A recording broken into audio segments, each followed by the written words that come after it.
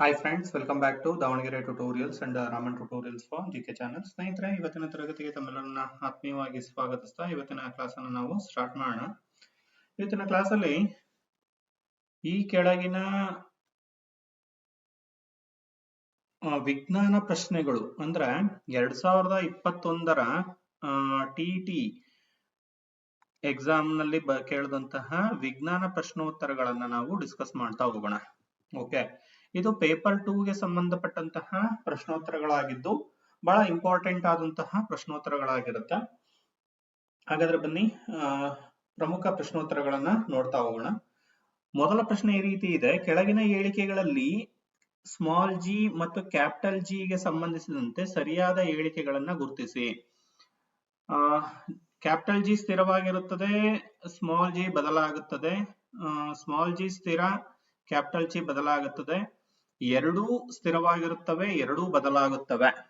ಇಲ್ಲಿ ಯಾವುದು ಸರಿಯಾದ ಹೇಳಿಕೆ ಅಂತ ನಾವು ನೋಡಿದಾಗ ಇಲ್ಲಿ ಕ್ಯಾಪಿಟಲ್ ಜಿ ಅಂತಂದ್ರೆ ನಿಮ್ಗೆ ಗೊತ್ತಿದೆ ಗ್ರಾವಿಟೇಷನಲ್ ಕಾನ್ಸ್ಟೆಂಟ್, ಗುರುತ್ವಾಕರ್ಷಣ ಸ್ಥಿರಾಂಕ ಅಂತ ಅದನ್ನು ನಾವು ಕರ್ಕೊಳ್ತೇವೆ. ಅದು ಗ್ರಾವಿಟೇಷನಲ್ ಕಾನ್ಸ್ಟೆಂಟ್ ಆಗಿರುತ್ತೆ, ಹೌದಾ? ಇನ್ನು ಸ್ಮಾಲ್ ಜಿ ಅಂತ ತಗೊಂಡಾಗ ಅದು acceleration due to gravity. Acceleration due to gravity.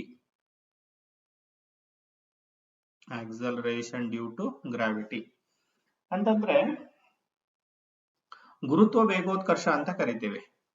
Okay, gravitational constant ನೋಡಿ ಹೆಸರಲ್ಲೇ ಇದೆ, ಗುರುತ್ವಾಕರ್ಷಣ ಸ್ಥಿರಾಂಕ ಅಂತ. ಅಂದ್ರೆ ಕ್ಯಾಪಿಟಲ್ ಜಿ ಏನಾಗಿರುತ್ತೆ, ಸ್ಥಿರವಾಗಿರುತ್ತದೆ.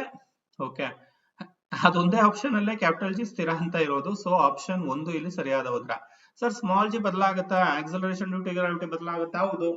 ಓಕೆ, ಇದು ಭೂಮಿಯ ಎಲ್ಲಾ ಭಾಗದಲ್ಲೂ ಸಹ ಒಂದೇ ತರನಾಗಿರೋದಿಲ್ಲ. ಇನ್ ಜನರಲ್ ನಾವು 9.8 ಮೀಟರ್ ಪರ್ ಸೆಕೆಂಡ್ ಸ್ಕ್ವೇರ್ ಅಂತ ತಗೊಂಡ್ರು ಸಹ, ಓಕೆ, ಇನ್ ಪರ್ಟಿಕ್ಯುಲರ್ ಆಗಿ ಭೂಮಿಯ ಎಲ್ಲಾ ಭಾಗಗಳಲ್ಲೂ, ಭೂಮಿಯಲ್ಲಷ್ಟೇ ಅಲ್ಲ ಇಡೀ ವಿಶ್ವದಲ್ಲಿ ಎಲ್ಲಾ ಭಾಗಗಳಲ್ಲಿಯೂ ಸಹ ಗುರುತ್ವ ವೇಗೋತ್ಕರ್ಷ ಒಂದೇ ಆಗಿರೋದಿಲ್ಲ. ಸೊ ಆಪ್ಷನ್ 1 ಇಲ್ಲಿ ಸರಿಯಾದ ಉತ್ತರ. Mark the correct statement regarding small g, that is acceleration due to gravity and gravitational constant in this statement. We already discussed in Kannada version, that is small g is nothing but gravitational constant, whereas capital G is acceleration due to gravity. Okay, small g is always be constant, whereas acceleration due to gravity will be vary from while moving from one place to other. Okay, next ಕ್ವಶನ್ಗೆ ನಾವು move ಆಗೋಣ. ಒಬ್ಬ cycle ಸವಾರನು ಒಂದು ವೃತ್ತಪಥದಲ್ಲಿ ಒಬ್ಬ cycle ಸವಾರನು 22 metre per second ಸ್ಥಿರ ವೇಗದಲ್ಲಿ, ಈ ಪದ ಇಂಪಾರ್ಟೆಂಟ್, ಸ್ಥಿರ ವೇಗದಲ್ಲಿ ಚಲಿಸುತ್ತಾನೆ. 7 ಸೆಕೆಂಡ್ಗಳಲ್ಲಿ ಸಂಪೂರ್ಣ ವೃತ್ತವನ್ನ ಕ್ರಮಿಸಿದರೆ, ಫಾರ್ ಎಕ್ಸಾಂಪಲ್ ಎ ಎಂಬ ಬಿಂದುವಿನಿಂದ ಸ್ಟಾರ್ಟ್ ಮಾಡಿದಾನೆ. ಓಕೆ, 22 ಮೀಟರ್ ಪರ್ ಸೆಕೆಂಡ್ ವೇಗದಲ್ಲಿ ಚಲಿಸಿ 7 ಸೆಕೆಂಡ್ ನಲ್ಲಿ ಏನ್ ಮಾಡಿದಾನೆ, ಒಂದು ಸಂಪೂರ್ಣ ವೃತ್ತವನ್ನ ಕ್ರಮಿಸ್ತಾ ಇದ್ದಾನೆ. ಹಾಗಾದ್ರೆ ಆ ಪಥದ ತ್ರಿಜ್ಯ ಕಂಡುಹಿಡಿಯಿರಿ ಅಂತ ಕೇಳಿದ್ರು, ಫೈಂಡ್ ದಿ ರೇಡಿಯಸ್ ಅಂತ. ಕ್ವಶನ್ ಅರ್ಥ ಆಯ್ತು ಅಂತ ಭಾವಿಸ್ತೀನಿ. A cyclist travelled in a circular path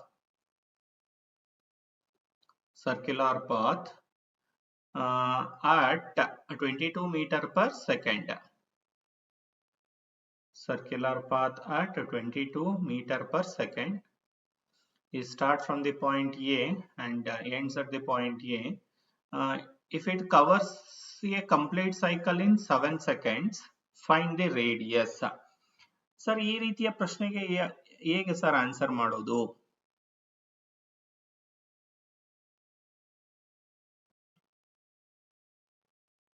ಇಲ್ಲಿ V is given, that is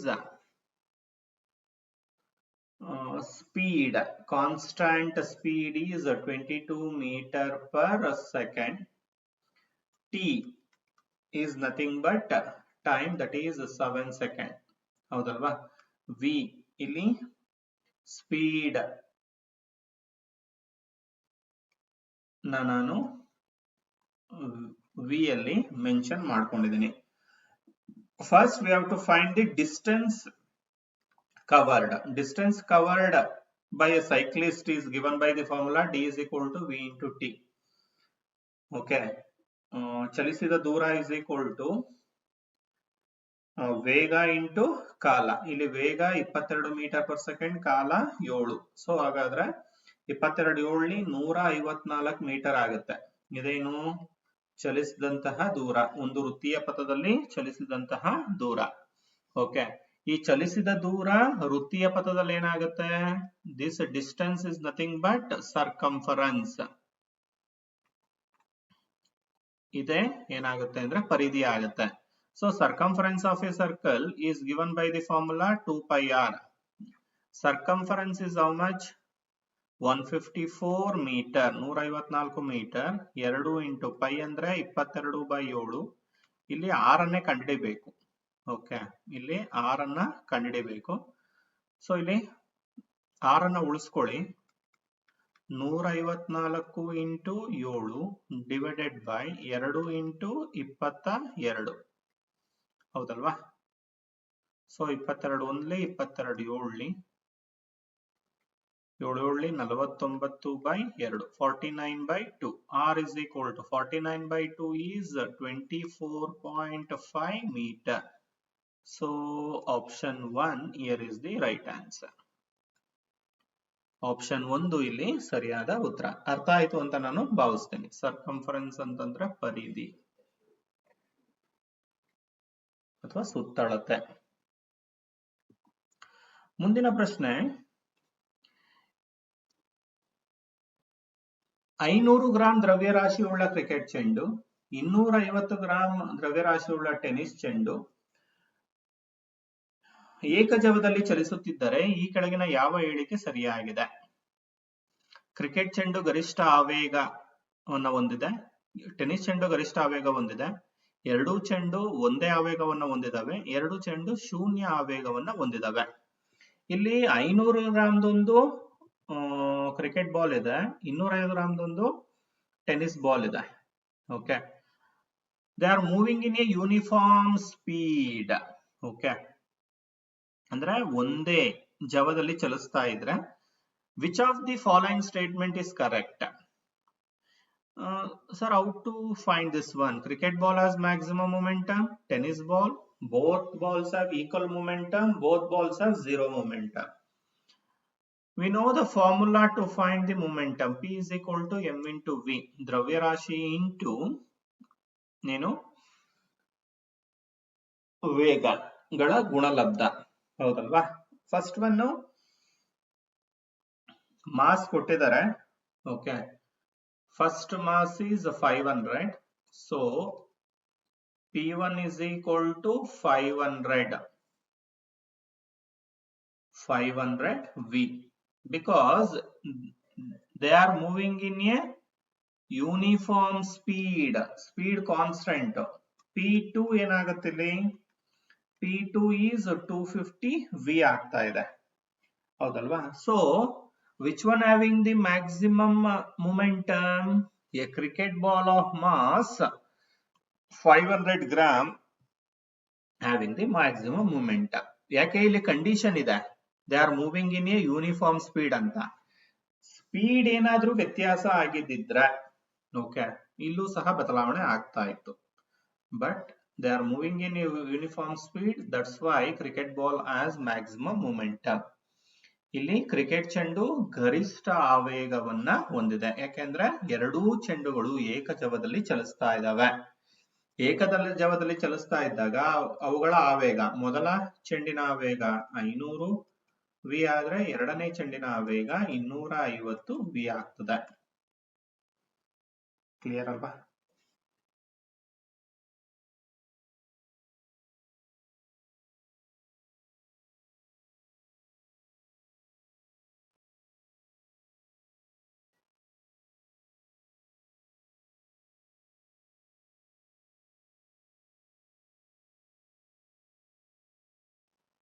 next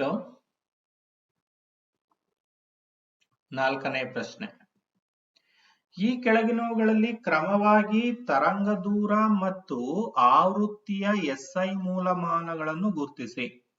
ಇಲ್ಲಿ ಮೊದಲು ತರಂಗ ದೂರ ಇದೆ, ಎರಡನೇದು ಆವೃತ್ತಿ ಇದೆ. Please note. Metre hertz, hertz metre, decibel candela, candela decibel. Identify the SI units of wavelength and frequency respectively in the following ಅಂತ ಕ್ವಶನ್ ಕೇಳಿದ್ದಾರೆ.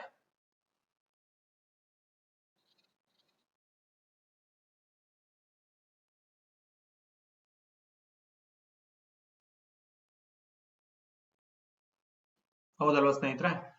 ಇಲ್ಲಿ ಫಸ್ಟ್ ವೇವ್ ಲೆಂತ್ ಇದೆ, ದೆನ್ ಫ್ರೀಕ್ವೆನ್ಸಿ ಇದೆ. So which is the right answer? Sir ಏನ್ sir ಇಷ್ಟು simple ಕ್ವಶನ್ಗೂ ಹೇಳ್ತಿರಲ್ಲ sir? ಹೇಳಲೇಬೇಕು, ಯಾಕಂದ್ರೆ ಇಲ್ಲಿ wavelength, the SI unit of wavelength is metre, whereas frequency is hertz. So the option 1 is the right answer. In case ಅವರು statement ಅಲ್ಲೇ identify the SI unit of okay ಯಾವುದು frequency and wave length ಅಂತ ಕೊಟ್ಟು, in case one time question paper ಅಲ್ಲಿ ರೀತಿ ಕೊಟ್ಟಿದ್ದಾರೆ, frequency and wave length ಅಂತ ಕೊಟ್ಟು ಆಪ್ಷನ್ಸ್ ಈ ರೀತಿ ಕೊಟ್ಟಾಗ ಸಮ್ಟೈಮ್ಸ್ ನಾವೇನ್ ಮಾಡ್ತೀವಿ, ಫಸ್ಟ್ ಆಪ್ಷನ್ ಸರಿ ಇದೆಯಲ್ಲ, ಫ್ರೀಕ್ವೆನ್ಸಿ ಅಂತಂದ್ರೆ ಹರ್ಟ್ಸ್ ಇದೆ, ವೇವ್ ಲೆಂತ್ ಅಂದ್ರೆ ಮೀಟರು ಇದೆ, ಓಕೆ ಆಪ್ಷನ್ ಒಂದಿಗೆ ಏನ್ ಮಾಡ್ತೀವಿ, ಕನ್ಸಿಡರ್ ಮಾಡ್ಬಿಡ್ತೀವಿ. ಸರ್ 90% ಆ ರೀತಿ ಮಾಡಲ್ಲ ಸರ್, ಹೌದು ಒಪ್ಕೊಳ್ಳೋಣ. ಆದ್ರೆ ಇದು ಯಾಕೆ ಹೇಳ್ತಾ ಇದ್ದೀನಿ ಅಂತಂದ್ರೆ ಎಲ್ಲಾ ಆಪ್ಷನ್ಸ್ ಸಹ ನಾವು ಗಮನಿಸಬೇಕು, ಕ್ವಶನ್ ನ ಕರೆಕ್ಟ್ ಆಗಿ ರೀಡ್ ಮಾಡಬೇಕು, ಓದ್ಕೋಬೇಕು. ಮೊದಲು ಫ್ರೀಕ್ವೆನ್ಸಿ ಇದೆಯಾ, ಅದಕ್ಕೆ ರಿಲೆವೆಂಟ್ ಹರ್ಟ್ಸ್, ನಂತರ ವೇವ್ ಲೆಂತ್ ಇದೆಯಾ, ಅದಕ್ಕೆ ರಿಲೆವೆಂಟ್ ಮೀಟರ್ ಅನ್ನೋದು ಗೊತ್ತಾಗ್ಬೇಕು. ಇಲ್ಲಿ ಯಾವ್ದಾದ್ಮೇಲೆ ಯಾವ್ದಿದೆ, ತರಂಗ ದೂರಕ್ಕೆ ಸಂಬಂಧಪಟ್ಟ ಹಾಗೆ ಮೀಟರ್ ಆಗಿರುತ್ತೆ, ಆವೃತ್ತಿಗೆ ಸಂಬಂಧಪಟ್ಟ ಹಾಗೆ ಹರ್ಟ್ಸ್ ಆಗಿರುತ್ತೆ, ಹೌದಲ್ವಾ? ಸೊ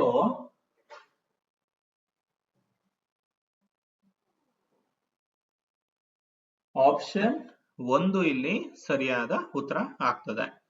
ಇನ್ ಕೇಸ್ ಇವ್ ರಿವರ್ಸ್ ಆದ್ರೆ ಆಪ್ಷನ್ 2 ಆಗ್ತದೆ, ಹೌದಲ್ವಾ? Okay, next question number 5. ಒಂದು ಮಸೂರದ ಸಾಮರ್ಥ್ಯ 2.5D ಡಯಾಪ್ಟರ್ ಆದರೆ ಮಸೂರದ ಸಂಗಮ ದೂರ ಏನಾಗಿರುತ್ತೆ ಅನ್ನೋದಿಲ್ಲಿ ಪ್ರಶ್ನೆ. ಒಂದು ಮಸೂರದ ಸಾಮರ್ಥ್ಯವನ್ನ ಕೊಟ್ಟಿದ್ದಾರೆ. The lens power of a lens is 2.5D, whereas the focal length of the lens is. ಇಲ್ಲಿ ನಮಗೆ ಫಾರ್ಮುಲಾ ಗೊತ್ತಿರಬೇಕು, P is equal to 1/f. ಮೊದಲು ನಾವು ಫೋಕಲ್ ಲೆಂತ್ ಅನ್ನ ಕಂಡುಹಿಡ್ಕೋಬೇಕು, ಹೌದಲ್ವಾ? Here P is the power of the lens is 2.5 is equal to 1/f, or f is equal to 1 divided by 2.5, 1/2.5. f is equal to 1/2.5 ಅನ್ನು ನಾವು 10/25 ಅಂತ ಬರ್ಕೋಬಹುದಾ? 10/25 ಅಂತ ಬರೀಬಹುದು. So ಈಗ 10 ನಾವು 25ರಿಂದ ಭಾಗಿಸಿದಾಗ ಎಷ್ಟು ಬರುತ್ತೆ ಸ್ನೇಹಿತರೆ? 10 25ರಿಂದ ಭಾಗಿಸಿ, ಭಾಗ ಆಗುತ್ತಾ? 10 ಆಗೋದಿಲ್ಲ, 0 ತಗೋಣ, 0.2 0 ತಗೋಬೇಕು, 25 4 100 ಆಗ್ತದೆ. ಸೊ ನಮ್ಗೆ ಎಷ್ಟು ಬರ್ತಾ ಇದೆ? 0.4. f is equal to 0.4 metre. But ಅಲ್ಲಿ ಆಪ್ಷನ್ಸ್ ಇರುವಂತದ್ದು ಸೆಂಟಿಮೀಟರ್ ಇದೆ. So f is equal to 1 meter is equal to 100 centimeter, right? ಈ ಕಂಡೀಷನ್ ನ ಇಲ್ಲಿ ಅಪ್ಲೈ ಮಾಡ್ಕೊಳ್ಳಿ. ಸೊ 0.4 ಇಂಟು 100 ಮಾಡ್ಕೋಬೇಕು. ಸೊ ಆಗ ರಿಸಲ್ಟ್ ಏನಾಗುತ್ತೆ? 0.4 ಅನ್ನ 100ರಿಂದ ಗುಣಿಸಿದಾಗ ನಮ್ಗೆ 40 ಸೆಂಟಿಮೀಟರ್ ಬರ್ತದೆ. 4 ಅಲ್ಲ, 40 ಸೆಂಟಿಮೀಟರ್. ಸೊ ಆಪ್ಷನ್ 1 ಇಲ್ಲಿ ಸರಿಯಾದ ಉತ್ತರ. ಓಕೆ ಸ್ನೇಹಿತರೆ, ಇದಿಷ್ಟು ಈ ಒಂದು ಶಾರ್ಟ್ ವಿಡಿಯೋದ ಪ್ರಶ್ನೋತ್ತರಗಳಾಗಿತ್ತು.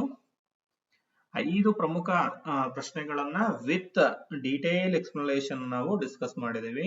ಉಳಿದ ಪ್ರಶ್ನೋತ್ತರಗಳನ್ನ ನಾನು ಮುಂದಿನ ತರಗತಿಗಳಲ್ಲಿ ತಿಳಿಸ್ತೀನಿ, ಡಿಸ್ಕಸ್ ಮಾಡೋಣ ಅಂತ ಹೇಳ್ತಾ, ಯಾರಾದ್ರೂ ನಮ್ಮ ಕೋಚಿಂಗ್ ನೀಡಿದ್ದು ಕ್ಲಾಸಸ್ಗೆ ಅಟೆಂಡ್ ಆಗೋದಕ್ಕೆ ಇಂಟ್ರೆಸ್ಟ್ ಇರ್ತಕ್ಕಂಥವ್ರು ನಮ್ಮ ರಾಮನ್ ಟ್ಯುಟೋರಿಯಲ್ಸ್ ಚಾನಲ್ನ ಕಾಂಟ್ಯಾಕ್ಟ್ ಮಾಡಿ 8217670405 ಆರ್ 6361153623 ಎರಡರಲ್ಲಿ ಯಾವ್ದಾದ್ರು ಒಂದು ನಂಬರ್ನ ಕಾಂಟ್ಯಾಕ್ಟ್ ಮಾಡಿ ಕ್ಲಾಸಸ್ಗೆ ಜಾಯ್ನ್ ಆಗ್ಬೋದು ಸ್ನೇಹಿತರೆ.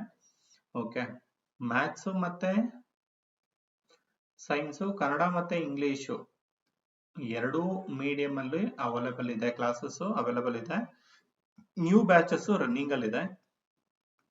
ಇಂಟ್ರೆಸ್ಟ್ ಇರ್ತಕ್ಕಂಥವ್ರು ಕ್ಲಾಸಸ್ಗೆ ಜಾಯಿನ್ ಆಗಿ ಮುಂದಿನ ತಿಂಗಳು TET ಕಾಲ್ಫಾರ್ ಆಗುವಂತಹ ಎಲ್ಲಾ ಸಾಧ್ಯತೆಗಳಿರೋದ್ರಿಂದ ಇದು ಅತ್ಯಂತ ಪ್ರಮುಖ ತರಗತಿಗಳಾಗಿರ್ತವೆ.